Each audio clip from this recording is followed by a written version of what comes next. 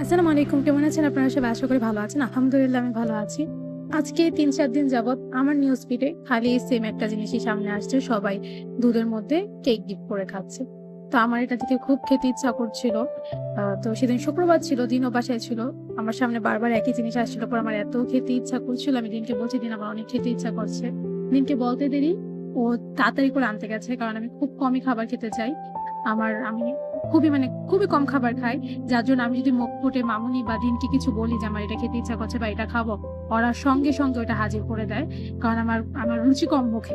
খুব কমই আমি খাবার-দাবার খাই সেজন্য। তো দিন আর আলিফকে আমার জন্য কেক নিয়ে এসেছে তাড়াতাড়ি করে। আমার বলতে দেরি হয়েছে, ওদের কেক এনে দিতে দেরি হয়নি।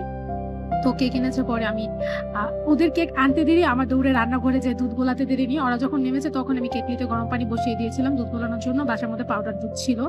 তো কেক আমি বলব কি দুধটার মধ্যে চিনিটা পারফেক্টলি দিতে হবে। চিনি কম হলে আপনি টেস্টটা বুঝবেন না। আর আমি আগে পরে কখনো এভাবে কেক ট্রাই করে দেখিনি। আমি জানতামও না যে কেক দুধের মধ্যে ডুবিয়ে খেলে কিরকম লাগবে বা কিরকম হয়। আমি একটু ভয়ে ছিলাম যে আমি কি আজব জিনিস ট্রাই করছি। পরবর্তীতে যখন আমি দুধের মধ্যে কেকটা ডিপ করি, তারপর খাওয়ার পর দেখি যে না মাশাআল্লাহ অনেক মজা লেগেছে। আই থিংক দুধটা যদি ঠান্ডা হতো তাহলে আরো বেশি মজা লাগতো।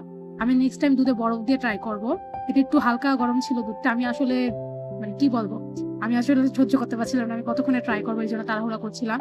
আর কেকটা খেতে সত্যি অনেক মজা লাগছিল ভাবে, কিন্তু দুধের মধ্যে অবশ্যই চিনিটা পারফেক্টলি দিতে হবে আর দুধটা গাঢ় হতে হবে। নয়তো কেকের মজাটা পাবেন না। দুধের মধ্যে কেক খাওয়ার মজাটা পাবেন না। আমার এভাবে খেতে সত্যি কথা বলতে অনেক মজা লেগেছে। আপনারা ট্রাই করে দেখতে পারেন।